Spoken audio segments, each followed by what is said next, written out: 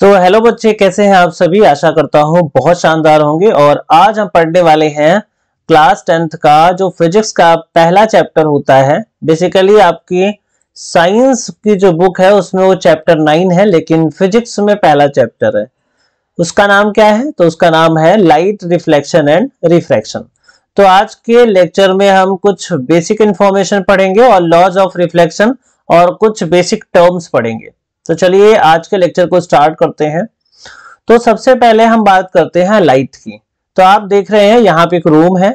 इस रूम पे क्या है, एक बल्ब है जो हैंगिंग बल्ब होता है, ये लगा हुआ है। और इससे क्या है कि पूरे के पूरे रूम में क्या हो रही है, लाइट आ रही है। ये ऑन भी है, यहाँ पे आप देखो क्या है, ये बल्ब ऑन भी है। तो यहाँ पे जब लाइट आती है तो लाइट बेसिकली क्या होती है, जैसे मान लो कंप्यूटर के स्क्रीन में टकराई तो यहां से क्या हो गई, रिफ्लेक्ट हो गई। तो लाइट क्या हो रही है, लाइट पड़ रही है और लगातार क्या हो रही है, रिफ्लेक्ट हो रही है। तो यहां पे हम क्या पढ़ने वाले हैं, लाइट चैप्टर। तो लाइट की सबसे पहले हम कुछ बेसिक बातें करेंगे। तो लाइट क्या है, लाइट बेसिकली क्या है, एनर्जी का एक फॉर्म है जिसकी वजह से हम चीजों को क्या कर पाते हैं, देख पाते हैं। So light is a form of energy that produce the sensation of vision. So इससे हम चीजों को क्या कर पाते हैं, देख पाते हैं। अब यहाँ पे कुछ और बातें कर लेते हैं। तो यहाँ पे आपको समझने की जरूरत है बेटा, जो लाइट होती है, लाइट कैसी है, इलेक्ट्रोमैग्नेटिक वेव है। कैसी वेव है, इलेक्ट्रोमैग्नेटिक वेव है। ठीक है। अब ये इलेक्ट्रोमैग्नेटिक वेव क्या होती है, तो इलेक्ट्रोमैग्नेटिक वेव ऐसी वेव होती है जिनको प्रोपगेट करने के लिए, चलने के लिए किसी भी मटेरियल का रिक्वायरमेंट नहीं होता। कोई भी मटेरियल मीडियम की रिक्वायरमेंट नहीं होती, यानी कि ये वैक्यूम में भी क्या कर सकती हैं, ट्रेवल कर सकती हैं। तो लाइट ऐसी वेव है, कैसी वेव है, इलेक्ट्रोमैग्नेटिक वेव है जो वैक्यूम में ट्रेवल करती है, यानी कि मीडियम नहीं है तब भी लाइट क्या करेगी, ट्रेवल करेगी। लाइट की स्पीड की बात कर ले तो लाइट की स्पीड क्या होती है, तो लाइट की स्पीड होती है 3 × 10⁸ मीटर पर second. So this is the speed of light. और ये आपको याद भी रखना है, this is the speed of light. ठीक है। अब लाइट क्या होती है, लाइट जब एक मीडियम से दूसरे मीडियम में जाती है तो उसके स्पीड में क्या आता है, चेंज आता है, जिसकी वजह से क्या होता है, रिफ्रैक्शन होता है। और लाइट जब किसी सरफेस पे टकराती है, ओपेक सरफेस पे, तो वो क्या हो जाती है, बाउंस बैक हो जाती है, जिसको हम पढ़ते हैं रिफ्लेक्शन। आगे हम देखते हैं। तो लाइट का जो प्रोपगेशन होता है, जो चलने का तरीका होता है, वो कैसा होता है, रेक्टिलिनियर प्रोपगेशन। लाइट हमेशा सीधी रेखा पे गति करती है, यानी कि चलती है। जैसे यहाँ पे आप देखो, यहां से जो विंडो से लाइट आ रही है वो कैसी आ रही है, सीधी आ रही है। आप देखो यहाँ पे जितना स्पेस है उसी स्पेस से ऐसे सीधे आ रही है। पूरे रूम पे हल्की हल्की लाइट आ रही है, लेकिन जो मेन लाइट आ रही है वो कहां पे आ रही है, सीधी रेखा पे आ रही। तो इसी को बोलते हैं हम रेक्टिलिनियर प्रोपगेशन ऑफ लाइट।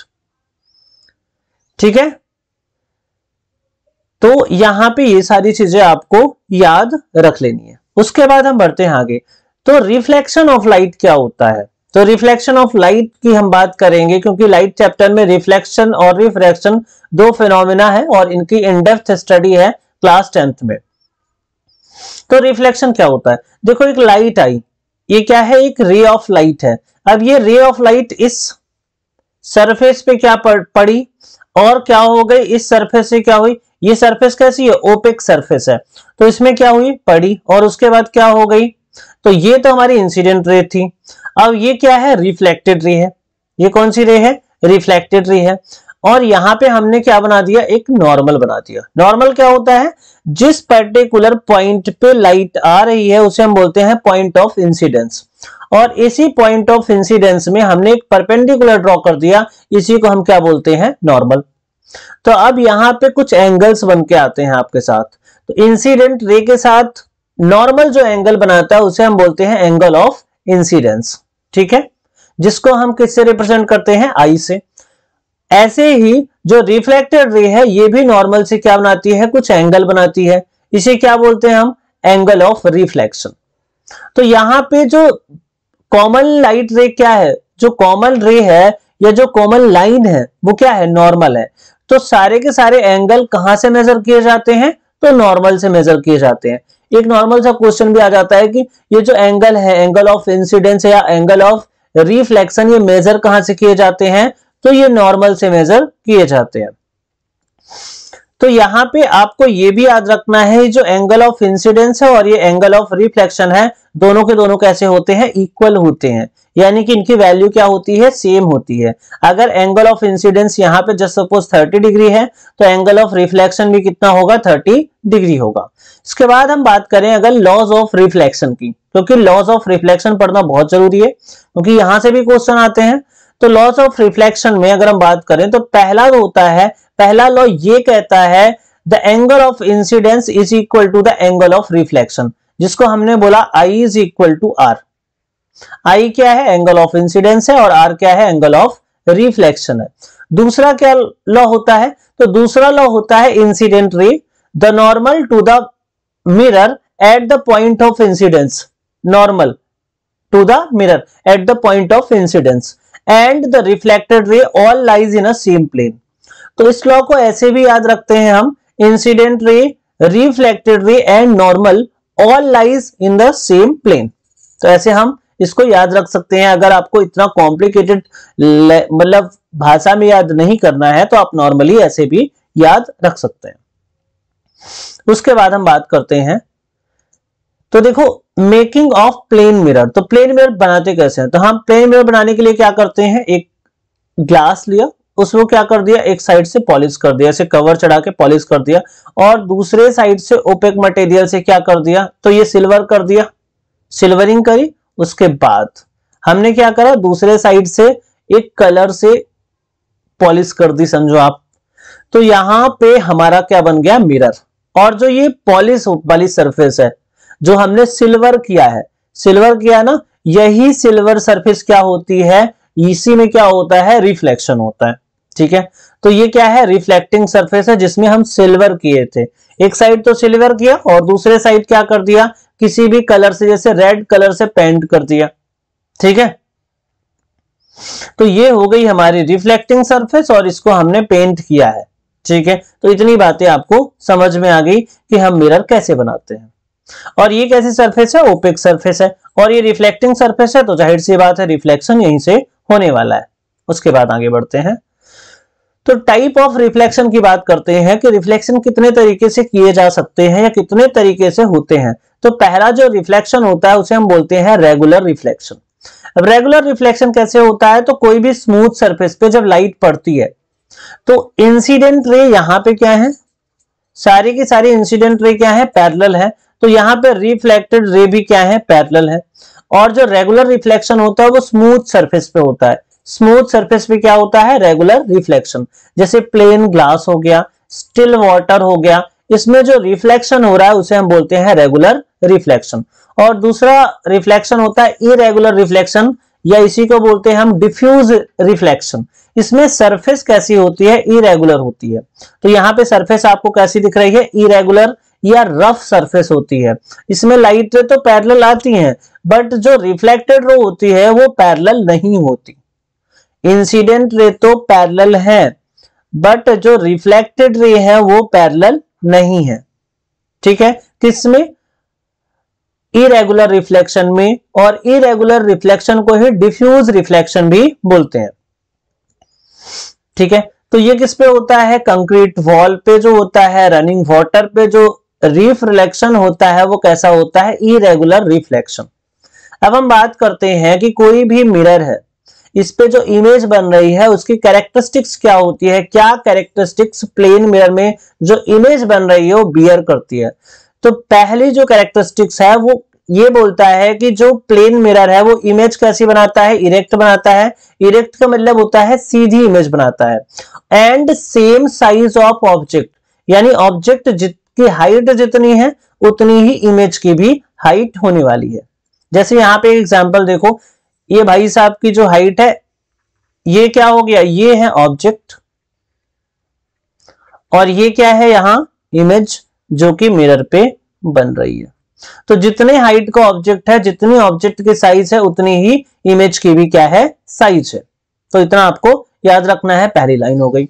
दूसरी लाइन पे देखें, तो दूसरी लाइन ये कहता है भाई कि जितने डिस्टेंस पे ऑब्जेक्ट होगा उतने डिस्टेंस पे क्या होगी, इमेज होगी। So image at the same distance behind the mirror as the object in front of it, यानी कि यहां से जितने डिस्टेंस पे ऑब्जेक्ट है पीछे उतने ही डिस्टेंस पे क्या होगी, उसकी इमेज बनेगी। समझ में आ रही बात? तो यहां पे आप देख सकते हैं बहुत अच्छे से इस फोटो में यहां पे दिखाया गया है। वैसे भी आप प्रैक्टिकल करना चाहे तो यहां पे ऐसे प्रैक्टिकल भी कर सकते हैं, ठीक है, क्योंकि घर में आपके पास चेहरा देखने के लिए मिरर तो है ही, तो उससे आप प्रैक्टिकल भी कर सकते हैं। इसके बाद हम बात करें अगली प्रॉपर्टीज की, तो अगली प्रॉपर्टी ये कहता है कि जो इमेज है वो कैसी है, लेटरली इन्वर्टेड है। अब लेटरली इन्वर्टेड का मतलब देखो, यहां से भाई साहब ने ये वाला, तो ये देखो, देख रहे हो, तो इसे बोलते हैं हम लेटरली इन्वर्टेड। तो इमेज कैसी बनती है, लेटरली इन्वर्टेड बनती है। तो ये पॉइंट्स जो है वो आपको 3 पॉइंट याद रखने हैं। पहला पॉइंट कैसा क्या बोलता है, सेम साइज की इमेज बनेगी और इरेक्ट बनेगी। दूसरा क्या बोलता है कि मिरर से जितने डिस्टेंस पे ऑब्जेक्ट होगा उतने ही डिस्टेंस से मिरर क्या होगी, इमेज होगी, उतने ही डिस्टेंस से मिरर से। और तीसरा बोल रहा है कि जो इमेज बन रही है वो कैसी बन रही है, लेटरली इन्वर्टेड। तो इतनी चीजें आपको प्लेन मिरर के केस में कैरेक्टरिस्टिक्स में याद रखना है। अब देखो यहां पे क्वेश्चन है, a robot is standing at a distance 8 metre away from the plane mirror. ये प्लेन मिरर से कितने मीटर दूर है, तो 8 मीटर है। तो at what distance from him will his image formed. तो यहां से उसके इमेज के बीच की डिस्टेंस आपको बताना है। तो जाहिर सी बात है इमेज कितनी बनेगी, मिरर के पीछे 8 मीटर पे बनेगी, तो ये बन गई इसकी इमेज। इस रोबोट से इसकी इमेज के बीच की डिस्टेंस कितनी हो गई, तो ये हो गई 16 मीटर। ये तो बहुत सिंपल सा सवाल है, लेकिन ऐसे क्वेश्चन आ जाते हैं तो बच्चे कंफ्यूज हो जाते हैं और आंसर में 8 टिक करके आ जाते हैं, जबकि उनको पढ़ना है पहले कि वो इमेज कहां से पूछ रहा है, मिरर से पूछ रहा है या कि इस ऑब्जेक्ट से पूछ रहा है, यानी कि जो ऑब्जेक्ट है उससे इमेज की डिस्टेंस पूछ रहा है या कि मिरर से पूछ रहा है। अगर मिरर से पूछ रहा है तो जितने डिस्टेंस पे ऑब्जेक्ट होगा उतने ही डिस्टेंस पे पीछे इमेज बनेगी, और अगर उसी ऑब्जेक्ट से इमेज की डिस्टेंस पूछ रहा है तो हमें क्या कर देना है, जितने डिस्टेंस पे ऑब्जेक्ट खुद मिरर से है उसको क्या कर देना है, डबल कर देना है। तो हमें क्या मिल जाएगी, distance of image from the object. अब यहां पे देखो, यहां पे क्या कर रहा है, ऑब्जेक्ट 2 मीटर मिरर की तरफ चल रहा है, यानी कि भाई साहब 2 मीटर मिरर की तरफ चल गए। देखा आपने, ये हुआ 2 मीटर चला। अब 2 मीटर जब चला तो पहले कितने मीटर पे था, 8 मीटर पे था, तो इसकी इमेज भी क्या होगी, 2 मीटर मिरर की तरफ चलेगी। ठीक है, तो यहां पे देखो ये इधर की तरफ कितना गया, 2 मीटर, तो अब कितना बचा, 6 मीटर। इसकी इमेज भी कितनी गई, 2 मीटर, तो ये भी मिरर से कितने मीटर पे आ गई, 6 मीटर पे। तो इनके बीच का जो डिस्टेंस हो गया वो अब कितना हो गया है, 12 मीटर।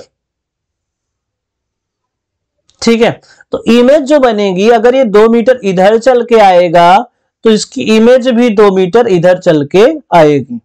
तो पहले 8 था, अब 8 से 2 इधर चल के आया तो कितना हो गया, तो ये हो गया 6, तो इधर से भी 6 हो गया, और 6 और 6 ऐड कर दिया तो कितना हो गया, 12 हो गया। अब हम बात करते हैं भैया कि स्फेरिकल मिरर क्या होता है। यही आपके सिलेबस में है और मेनली हमें स्फेरिकल मिरर ही पढ़ना होता है क्लास 10th में। तो स्फेरिकल मिरर क्या होता है, तो स्फेरिकल मिरर 2 तरीके के होते हैं, एक तो होता है कॉन्वेक्स मिरर और दूसरा होता है कॉनकेव मिरर। अब ये मिरर क्या होते हैं इनको हम देख लेते हैं। तो ये क्या है, स्फेरिकल, और क्या है, एक बॉल है, आप स्फेरिकल होलो स्फीयर समझ लो।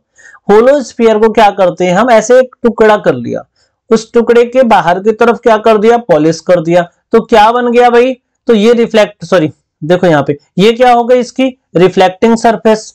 तो ये क्या बन गया, कॉनकेव मिरर। ठीक है, तो ये क्या बन गया, कॉनकेव मिरर। अगर इसी में इस साइड हमने इसको निकाला और क्या कर दिया, हमने क्या करा, इसमें अंदर साइड पॉलिश कर दिया, तो इस कंडीशन पे ये मिरर क्या हो जाएगा, कॉन्वेक्स मिरर, और ये वाली सरफेस इसकी क्या हो जाएगी, रिफ्लेक्टिंग सरफेस। ठीक है, यहां से इसका क्या होगा, रिफ्लेक्शन, और पिछले वाले में उस साइड से रिफ्लेक्शन होगा। हम आगे थोड़ा डिटेल में और अच्छे से पढ़ेंगे। देखो यहां पे एक स्फीयर है, स्फीयर को यहां से कट कर दिया और ये पॉलिश कर दी, तो ये हो गई इसकी रिफ्लेक्टिंग सरफेस। और सेम में क्या है, बाहर साइड से पॉलिश कर दी, तो ये अब क्या हो गया, अंदर वाली रिफ्लेक्टिंग सरफेस हो गई। तो ये तो बन गया कॉनकेव और ये बन गया कॉन्वेक्स। ठीक है, तो यहां पे इसकी ये वाली रिफ्लेक्टिंग सरफेस है और यहां इसकी ये क्या है, रिफ्लेक्टिंग सरफेस। ठीक है, तो ये बगल वाली जो सरफेस है जहां पे हमने पेंटिंग करी है वो क्या हो गई, ओपेक सरफेस। इधर भी क्या है, ओपेक सरफेस। ठीक है, तो आपको इतना याद रखना है, एक तरफ सिल्वर करते हैं और दूसरी तरफ क्या करते हैं, ओपेक मटेरियल से करते हैं, ओपेक सरफेस होती है। ठीक है, तो ये हो गई ओपेक सरफेस, ये हो गई रिफ्लेक्टिंग सरफेस कॉनकेव के केस में, और ये हो गई कॉन्वेक्स के केस में। ठीक है, तो होता क्या है, अब आप देखो, तो यहां पे देखो ये कॉन्वेक्स का जो केस है उसमें लाइट ऐसे पैरेलल आ रही है।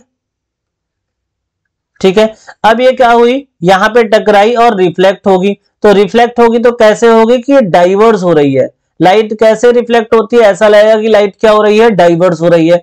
इसीलिए जो कॉन्वेक्स मिरर होता है इसको हम डाइवर्जिंग मिरर भी बोलते हैं, क्योंकि ये जो पड़ने वाली लाइट को क्या करता है, डाइवर्स करता है, इसलिए क्या बोलते हैं हम इसको, डाइवर्जिंग मिरर बोलते हैं। जबकि कॉनकेव मिरर क्या करता है, जैसे यहां पे देखो पैरेलल लाइट आई, तो कॉनकेव मिरर इन लाइट को क्या करेगा, कन्वर्ज करेगा, एक पर्टिकुलर पॉइंट पे आके ये मिलेंगी, जैसे यहां पे देखो, तो इसे हम बोलते हैं कन्वर्जिंग मिरर।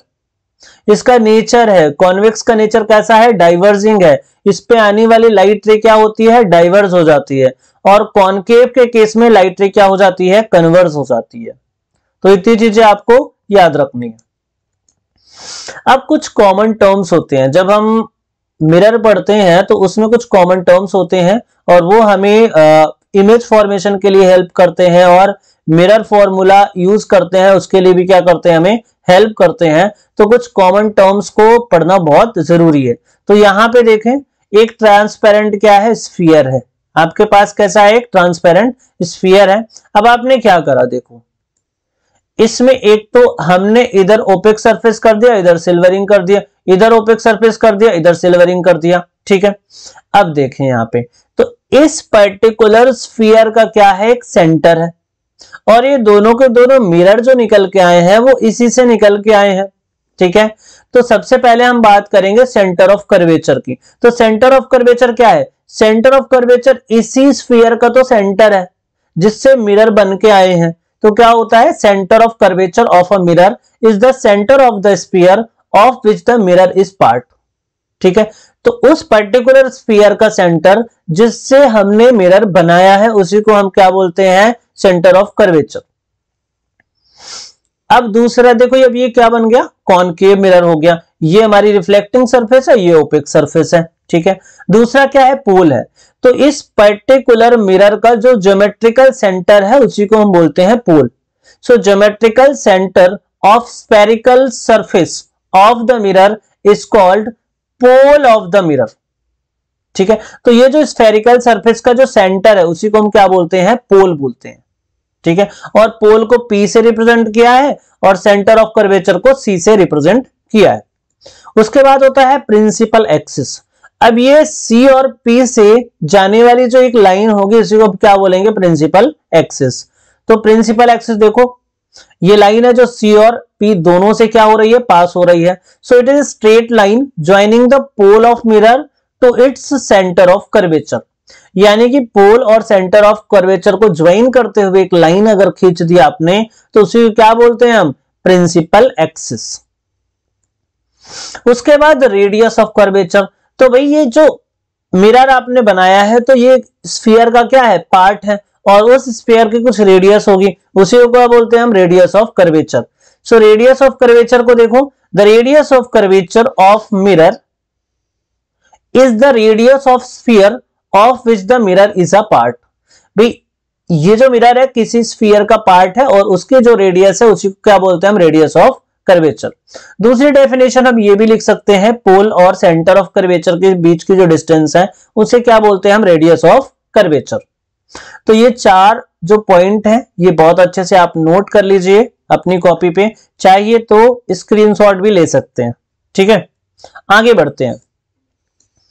अब हम बात करते हैं प्रिंसिपल फोकस की, जिसे हम बोलते हैं फोकस। ठीक है, अब आप यहाँ पे देखो एक कॉनकेव मिरर है। अब क्या होगा, कॉनकेव मिरर में ये हो गया सेंटर ऑफ कर्वेचर और ये हो गया पोल। यहां से एक लाइन खींच दी, ये हो गई प्रिंसिपल एक्सिस। अब प्रिंसिपल एक्सिस के पैरेलल और प्रिंसिपल एक्सिस से होते हुए बहुत सारी लाइट रे आ रही हैं। ठीक है, अब ये क्या होगी, टकरा के क्या होंगी, रिफ्लेक्ट होंगी, और रिफ्लेक्ट होके प्रिंसिपल एक्सिस पे ही एक ऐसा पॉइंट है जहां से पास होंगी। ये देखो, प्रिंसिपल एक्सिस पे ही ये पॉइंट है जहां से ये क्या हो रही है, पास हो रही है, और इसी पॉइंट को हम बोल देते हैं कि ये क्या है, फोकस है या प्रिंसिपल फोकस। तो डेफिनेशन क्या लिख सकते हैं, a concave mirror the reflected rays meet at a point F on a principal axis and this point is called focus of the concave mirror।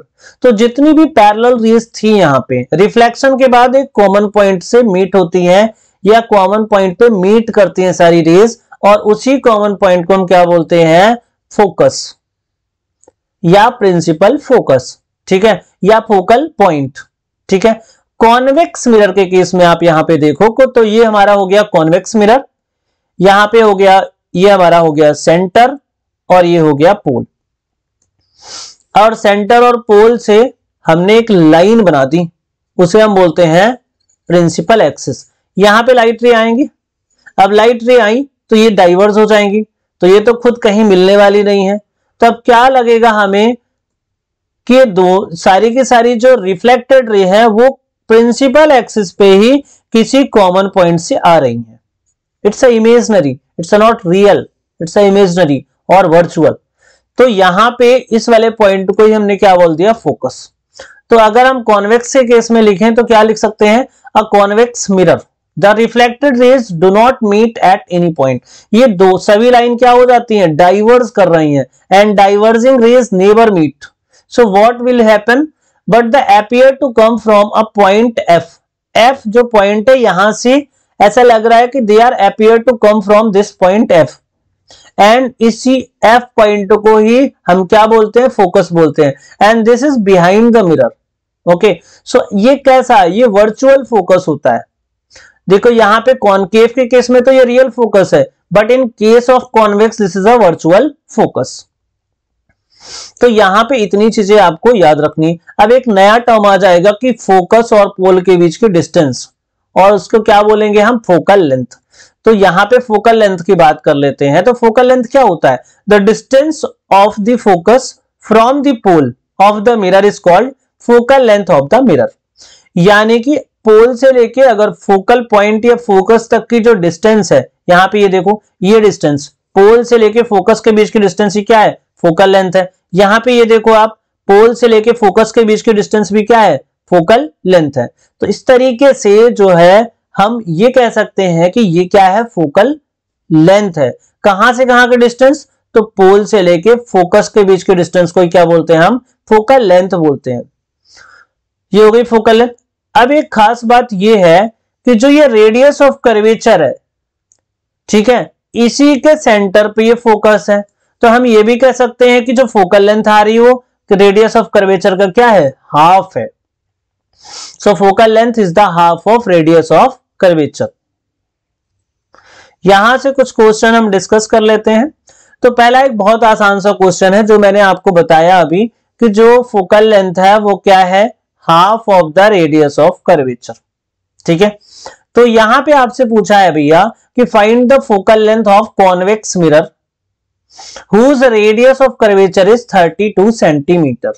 तो यहां पे अभी आपको साइन कन्वेंशन में नहीं पढ़ना है क्योंकि साइन कन्वेंशन नहीं करवाया गया है। ठीक है, भले ये कॉन्वेक्स मिरर है, इसको आप स्फेरिकल मिरर कंसीडर करके क्वेश्चन कर सकते हैं। ठीक है, तो यहां पे आपको गिवन क्या है कि भाई रेडियस ऑफ कर्वेचर कितना है, 32 है। तो रेडियस ऑफ कर्वेचर कितना है, 32। आपसे पूछ रहा है कि कितनी फोकल लेंथ होगी, तो फोकल लेंथ आपको क्या करना है, निकालना है। फॉर्मूला क्या यूज कर सकते हैं, focal length that is the half of radius of curvature. फिर हम क्या करते हैं, सोल्यूशन करते हैं। अब सोल्यूशन में क्या हो जाएगा, f is equal to r by 2। So r is 32, so 32 by 2 what is 16 centimetre. So focal length is 16 centimetre. कौन सा है? कॉन्वेक्स है, वॉट एवर इज मिरर। अभी हम साइन कन्वेंशन की बात नहीं करेंगे।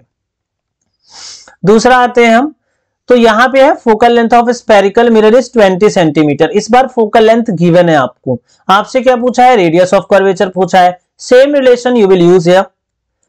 सो सबसे पहले आपको लिख लेना है focal length is given which is 20 centimetre. So F is 20 centimetre and radius you have to find, radius of curvature you have to find.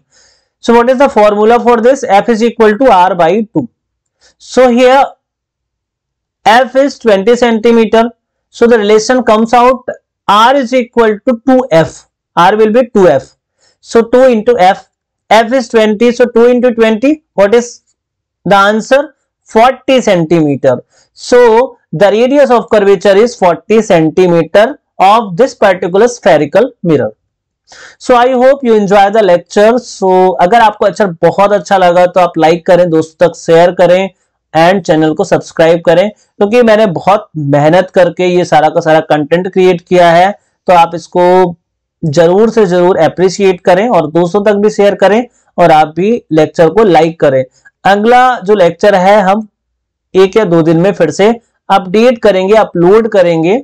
तो अगर आप चैनल सब्सक्राइब करके रखोगे तो आपको पता चल जाएगा कि कब लेक्चर आ रहा है और कैसे हमें पढ़ना है। इस लेक्चर की पीडीएफ भी आप जय मिश्रा फिजिक्स नाम के टेलीग्राम चैनल से आपको ले सकते हो, ठीक है, इसकी पीडीएफ। अदरवाइज आप लेक्चर के बीच में ही स्क्रीनशॉट लेके भी काम चला सकते हो। So thank you very much and wish you all the best.